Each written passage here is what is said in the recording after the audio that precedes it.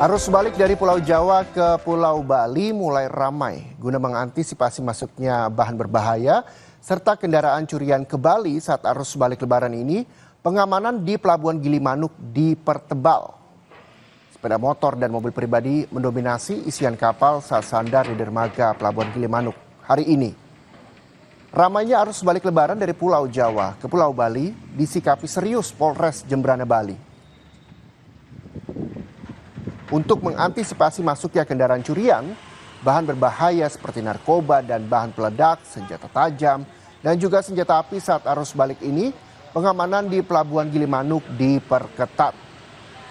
Penambahan jumlah polisi yang bertugas memeriksa kendaraan masuk Bali dilakukan dari biasa 30 menjadi 60 lebih. Anjing pelacak dan metal detektor juga dipakai untuk membantu petugas melakukan pemeriksaan agar lebih teliti.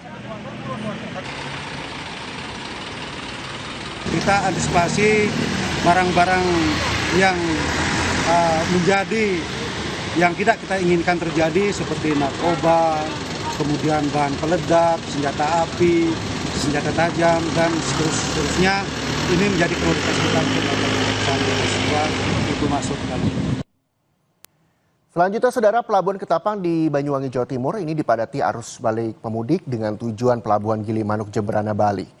Puncak arus balik di Pelabuhan Ketapang diperkirakan terjadi pada tanggal 5 hingga 7 April 2025 dengan lebih dari 25.000 kendaraan roda 4 dan roda 2 menyeberang ke Pulau Bali.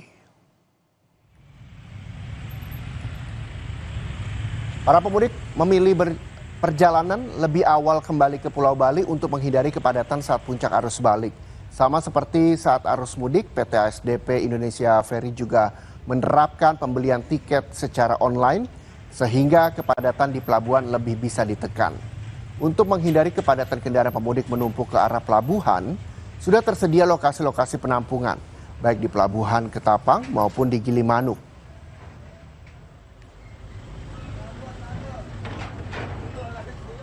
Di perjalanan seperti apa, Mas?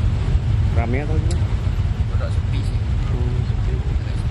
Nggak terlalu ramai lah. Mas, alasan berangkat pagi apa nih, Mas? Biar gak panas atau Biar nggak panas, biar nggak macet.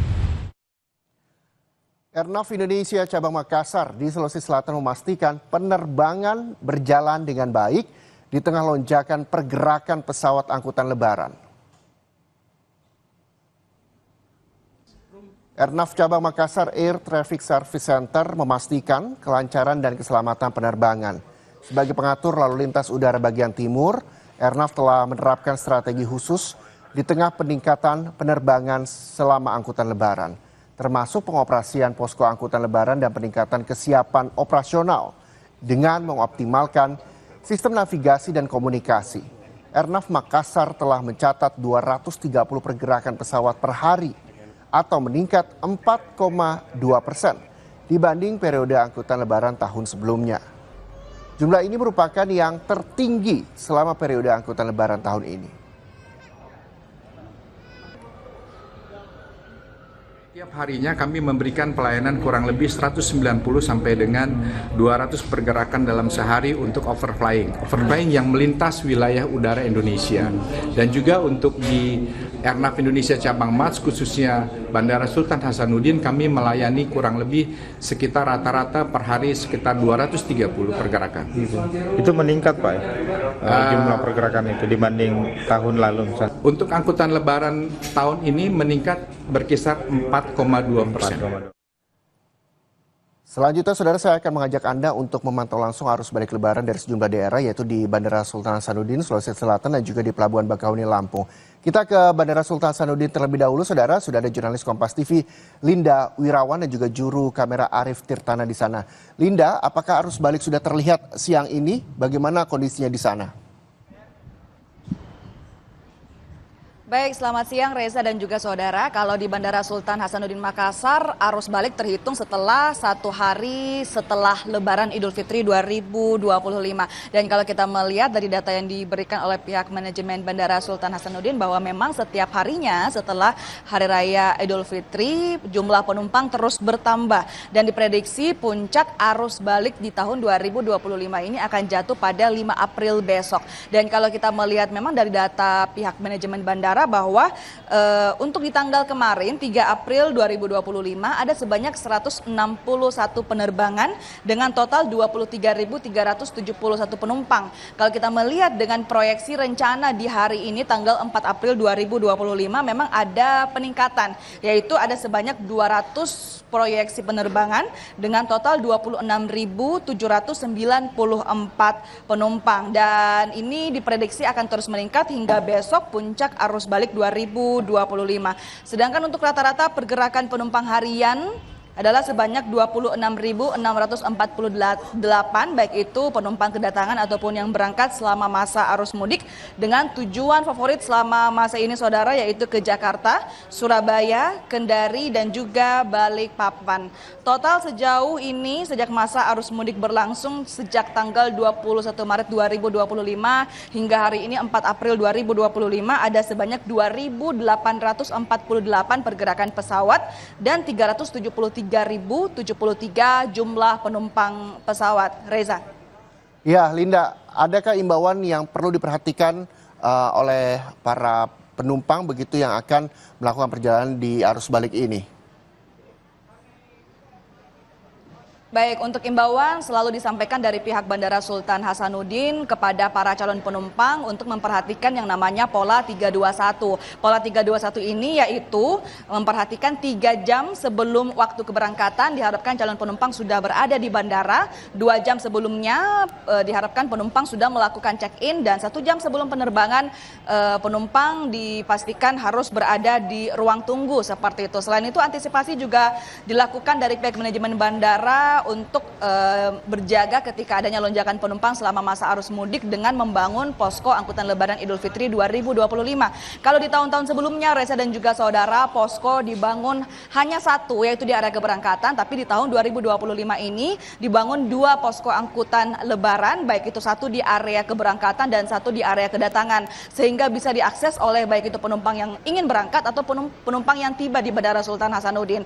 Di posko angkutan Lebaran Idul Fitri ini saudara bisa, para penumpang bisa melihat data trafik penumpang, laporan perakiraan cuaca dan juga layanan kesehatan yang bisa diakses selama 24 jam untuk para calon penumpang. Dan juga dari pihak manajemen bandara selalu mengimbau kembali kepada para calon penumpang untuk jangan lupa tiba lebih awal di bandara untuk menghindari adanya kemudian hal-hal yang tidak terduga, dan juga untuk mempersiapkan administrasi yang diperlukan seperti kartu identitas untuk kemudian agar bisa memastikan perjalanan Anda melalui Bandara Sultan Hasanuddin bisa lancar dan juga nyaman dan aman. Reza. Baik, terima kasih Linda Wirawan melaporkan langsung dari Bandara Sultan Hasanuddin Makassar. Selanjutnya saudara, saya akan mengajak Anda untuk melihat bagaimana pantauan terkini arus balik dari Pelabuhan Bakahuni Lampung. Sudah bersiap jurnalis Kompas TV Suara Adzani dan juga juru kamera Febri James.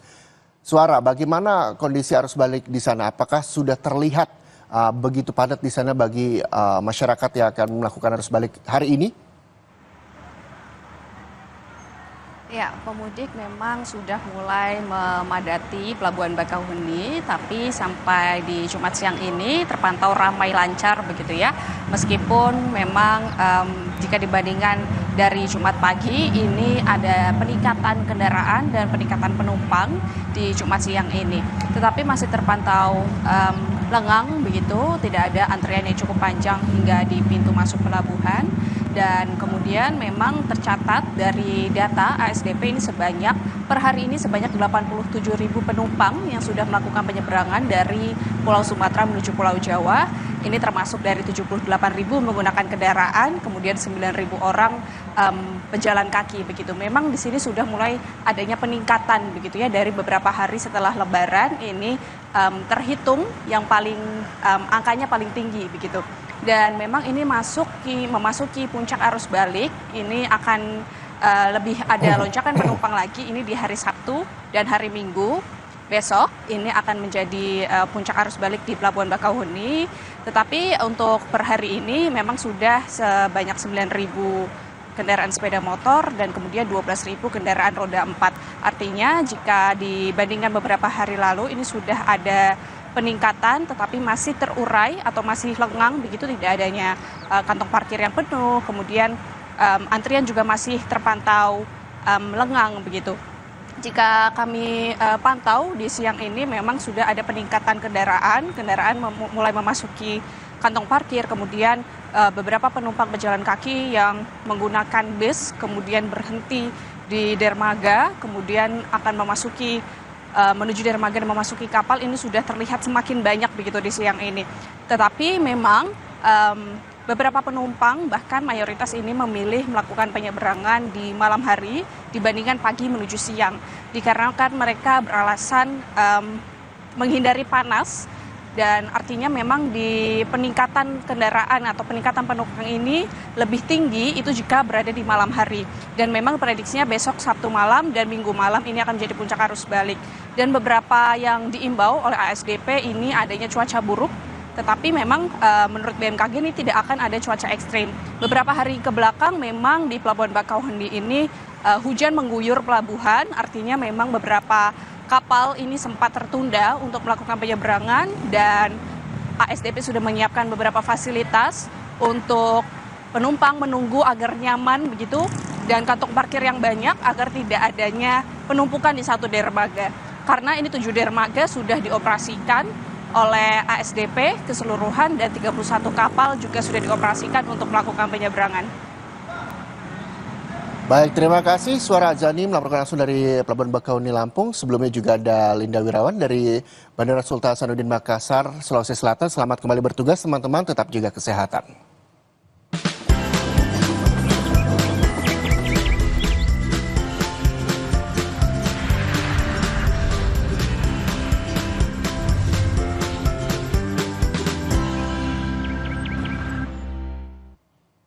Arus lalu lintas pemudik yang akan kembali ke kota asalnya melewati kawasan jalur selatan Nagrek menuju gerbang tol Cilenyi terpantau padat. Kami akan hadirkan berita lengkapnya usai jeda di Sapa Indonesia Siang untuk Anda.